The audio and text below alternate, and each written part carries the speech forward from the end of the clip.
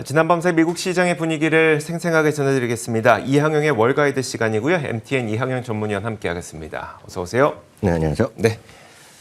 자, 지난 금요일에 뉴욕 증시가 급격한 반등을 보였어요. 뭐 기분은 좋은데 그 이유가 좀 불분명해서 이게 좀 믿어도 되나 싶기도 하고 미국 증시 어떻게 보셨어요? 워낙 많이 지난주 내내 좀 떨어진 거에 대한 반등 정도 이해하시면 무난할 것 같습니다. 너무 큰 기대를 갖기보다는 물론 이제 금리가 조금 내려가는 거 뭐 이런 것들은 좀 우리가 좀 희망을 볼 수도 있겠죠. 그렇지만 전체적으로 앞서 말씀드렸다시피 많이 빠졌기 때문에 일단 기술적 반등 정도로 이해하는 것이 일단 마음이 편할 것 같습니다. 다우지수는 여하튼 1.5% 올라갔습니다. S&P 500이 2% 넘게 올라갔고요. 나스닥은 거의 4% 가까운 일단 반등을 했습니다. 3대 지수로는 주간 단위는 똑같습니다. 계속 내려가다가 일단 금요일 하루 좀 반등하는 정도의 흐름이었고요. 섹터별로 보면 임의소비재나 기술, 에너지 등 11개 섹터가 하나도 예외 없이 나름 크게 반등한 날이 되겠습니다. 10년물 금리는 종가로 보면 한 2.93이었지만 장중에 보면 2.8% 초반까지 내려갔었거든요. 네. 그렇기 때문에 물론 일부지만 10년물 금리가 3% 넘는 적이 있었는데요. 일단은 단기적인 고점을 친 것 아니냐라는 그런 시각도 분명히 있다는 것도 좀 이해하시면 좋겠습니다. 반면에 유가는 다시 110달러를 회복하는 모습을 보이면서 말씀드렸던 대로 에너지 주식들도 포함해서 좀 반등을 좀 이끌었다라고 보셔야 되겠고요. 미국 달러도 소폭 하락을 하는 모습이었습니다. 그렇지만 여전히 인덱스를 보면 104포인트 정도를 계속 넘나들고 있기 때문에 20년 만에 최고치를 여전히 유지하고 있습니다. 아시는 분이 계시겠지만 이제 IMF에서 SDR이라고 전 세계 통화를 이제 지수하는 것이 또 하나 있는데요. 네네. 여기 보면 미국을 또 상대적으로 비중 올리고요. 물론 위안화도 좀 올리고 그 상대적으로 일본의 엔화라든가 유로화 좀 낮춘 경우가 있었거든요. 어찌됐건 미국 달러의 강세는 전 세계 주시장의 악재인 것은 분명하다라고 일단 이해하시면 되겠습니다. 알겠습니다. 지난주 금요일 시장을 보니까요. S&P 500을 구성하는 500개 종목 가운데 95%가 오를 정도로 그냥 다 같이 올랐다고 하더라고요. 종목별로 한번 살펴주실까요? 네. 다 올랐다는 게 정확한 표현입니다. 애플이 한 3% 올라갔고요. 마이크로소프트 한 2% 정도 올라갔습니다. 알파벳도 비슷한 수준으로 한 2, 3% 정도 올라갔습니다. 아마존은 나름 제일 많이 빠진 주식 중에 하나니까 빵 주식 중에서요. 아마존은 나름 또 5% 이상 넘게 반등하는 모습을 보인 것이 지난 금요일의 모습이었고요. 엔비디아 같은 경우도 그리고 AMD도 모두 9% 넘게 반등을 하면서 기술주 반등에 역시 주도하는 모습이 엔비디아와 AMD였다라고 이해하시면 되겠습니다. 반면에 벅시에스에는 강보합 정도로 일단 마감했습니다. 알겠습니다. 자, 다른 특징주들도 한번 살펴봐야 될 텐데 트위터가 또 일론 머스크가 뭐 인수를 보류할 수 있다. 이러면서 또 하락했더라고요. 그러니까 트위터에 대한 얘기는 여전히 논란의 한복판에 있습니다. 일론 머스크가 트위터의 소위 가짜 계정 문제가 이제 수치를 정확히 알아야 된다. 뭐 이런 얘기를 하는 거 아닙니까? 네. 뭐 일부 어떤 그 로이어들이 법률가들이 좀 조언을 했다는 얘기도 있고 이쪽에서는 약간 여기서 뭐 이슈가 더 있을 것이라는 얘기를 하는 사람들이 많이 있습니다. 지난주에 보면 힌더버그라고 해서 그동안 이제 공매도로 얘기 많이 했던 쪽에서도 보고서를 내면서 이게 안 될 거다 얘기한 것도 아마 아실 분 계실 것 같습니다. 그래서 이제 테슬라가 좀 약했던 모습도 있었는데요. 반면에 또 이런 트위터에 대한 보류 가능성 얘기하니까 또 그 테슬라도 올라가는 모습. 그러니까 테슬라의 주주나 이런 분들은 일론 머스크가 테슬라에 집중하기를 원하잖아요. 그렇죠. 테슬라나 아니면 스페이스X, 보링 컴퍼니 이런 거에 집중하기 원하지. 사실 보면 트위터 이거랑은 그 많은 사람들이 생각하는 것과는 약간 다른 궤거든요. 그러니까 최근에 보면 트위터랑 좀 반대되는 모습 보이는 것도 하나의 흥미로운 모습이 되겠습니다. 말씀드렸던 대로 테슬라는 5.7%가 반등했고요. 로빈후드는 이제 실적 나오고 엄청 떨어졌는데 또 일부 또 지분을 투자한 사람이 나타났다는 거 아닙니까? FTX의 창업자가 또 지분 7.6%를 투자한 것이 알려지면서 주가가 좀 크게 또 올라가는 모습을 보여줬습니다. 한편 지난 주말에는 카지노 기업들이 그냥 S&P 500의 최상위 상승 종목들을 다 싹쓸이했습니다. 오늘 우리나라 언론에서도 상당히 많이 보도를 하고 있던데 상해에서의 락다운에 대한 완화 가능성을 뭐 시사한 거 아닙니까? 그러면서 왜냐하면 이 라스베가스에 있는 그런 카지노 회사들이 마카오에 다 갖고 있거든요. 네. 그렇기 때문에 라스베가스 엔젤에 15% 올라갔고요. 윌리조트 등 13% 올라가는 등 말씀드렸던 대로서 카지노 기업들이 전부 다 올라가는 모습을 보인 것도 하나의 특징이 되겠습니다. 알겠습니다.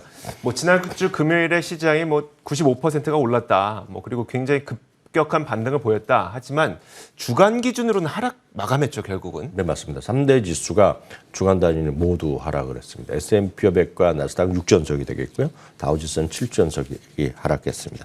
2% 넘게 거의 나스닥은 3% 가까이 하락을 보였고요.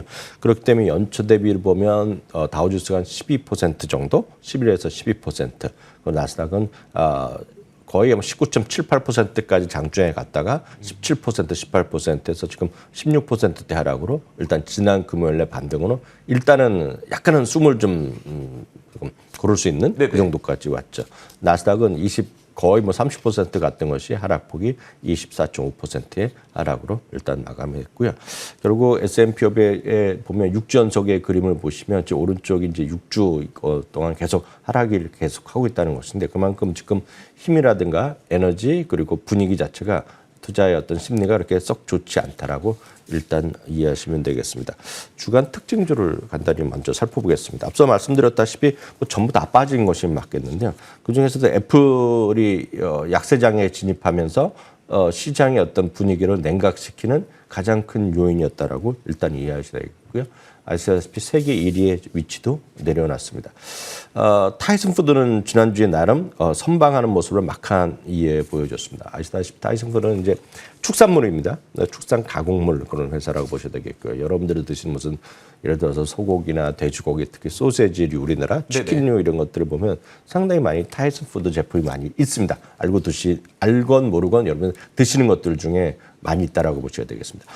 비용 상승의 부담이 분명히 있지만 가격 인상으로 계속 이어지고 있다는 얘기죠. 가격 인상은 아마 여러분들이 말씀 안 드려도 다 아실 것 같습니다. 엄청나게 가격이 올라가는 거 하나 있어야 되겠고요. 카바나라는 것은 우리나라 이런 게 없지만 그냥 심지어 온라인이나 모바일로 그냥 동전 넣고 차를 뽑듯이 그냥 차를 사는 그런 중고차 매물 회사인데요. 인력을 12%나 감축하는 것을 발표하면서 지난주에 반등도 했지만 결국 전체적으로 흘러내리는 모습이었고요. 위워크라는 건 이제 그 사무실 공유 회사 아닙니까? 이게 위워크가 이제 유대인이 만들어 갖고 상당히 핫했고 이것도 이제 뭐 1조 달러 갈 수 있다라는 회사로 얘기를 많이 했던 겁니다. 그런데 이제 이게 결국은 수년째 재미없다가 작년 하반기에 소리 소문도 없이 이게 그냥 스펙을 통해서 상장했었는데요. 예상보다 적은 첫 번째 실적을 첫 번째로 발표했는데 예상보다 적은 손실을 발표하며 했고 팬데믹 이전 수준의 고객을 확보하기 시작했다 얘기 나오면서 주가가 지난주에 나름 막판에 반등에 성공했습니다. 한편 펠라트는 이제 신주 발행 얘기도 있고 그리고 신규 잘 안 되면 신규 대출 얘기도 하고 여러 가지 복잡한 얘기가 많은데요. 지금 주가는 어찌됐건 좀 반등하는 모습을 보이고 있습니다. 이거는 결국 이 펠라톤이라는 회사가 결국 핀수될 가능성이 크다라고 얘기하면서 펠라톤의 인수는 누가 할 것이라는 얘기를 또 많이 하는 사람들이 있거든요. 그러니까 그런 것들의 의견에서 그런지 어찌됐건 제일 많이 떨어진 주식 중에 하나인데요. 이런 것들이 반등하는 것도 시장의 특징이었습니다. 알겠습니다. 이항영 위원도 앞서 말씀해 주셨던 것처럼 기술적 반등으로 이해하는 게 맞다라고 하셨는데 월가에선 과연 지금 시장을 어떻게 바라보고 있을까요? 뭐 두세 가지 요인이 시각이 있겠는데요. 전체적으로 보면 여전히 워낙 지금 6주 연속 하락을 하고 있고요. 6, 7일 만에 좀 반등하는 시도에 대해서 이게 바닥을 쳤다고 얘기하기는 쉽지 않습니다. 뱅크 오브 이렇게 수석 투자 전략가인 마이클 하넷도 비슷한 얘기를 하고 있는데요. 주식도 바닥이 아니고 채권의 금리도 지금 고점이 아니라는 얘기. 채권의 일부 고점을 쳤다는 얘기하고 있지만 이분은 아니라는 얘기를 하고 있겠고요. 그것을 왜 그러냐면 개인 투자가들의 주식 비중이 63%인데 지금 너무 높다는 얘기입니다. 그리고 이들이 채권에 대한 관심이 여전히 상대적으로 적다는 얘기를 하고 있고요. 펀드의 일부 환매도 규모가 큰 건 사실인데 실제로 환매 규모는 유입되는 규모의 여전히 4%에 불과하다는 거거든요. 그러니까 여전히 꾸준히 돈을 내는 사람이 여전히 많다는 얘기죠. 그리고 또 하나는 주요 종목들의 조정폭도 아직 생각보다 크지 않다는 얘기를 하고 있습니다.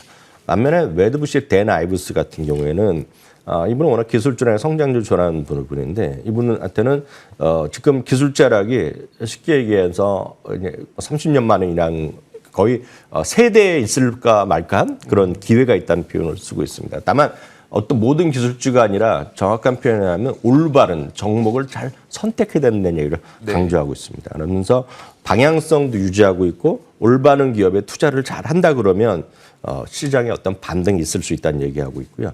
상대적으로 모든 것을 할 수 있는 것이 아니라 지금은 좁혀야 된다는 얘기를 하면서 재택근무라든가 이커머스 비중이 높았던 것에 어떤 혜택이 받던 기업들은 재미없을 것이다 얘기하고 또 경영진이 제대로 못하는 기업 안 된다는 얘기를 하면서도 반면에 매크로 클라우드 컴퓨팅 여기 이제 아마존 이런 게 들어갑니다. 네. 사이버 보안, 전기차, 5G, 스마트폰 등을 좀 탑픽으로 제시하면서 종목으로 보면 아마존, 알파벳, 어도비 이런 것들이 들어갑니다. 그리고 사이버 보안에서는 G스켈러나 그리고 체크포인트, 팔로알토가 들어가고요.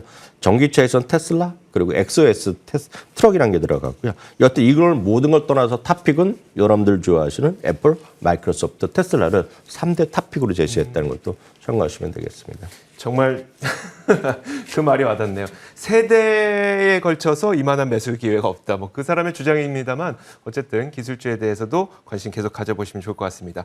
자, MTN 이항현 전문위원과 함께 이야기 나눠봤습니다. 고맙습니다.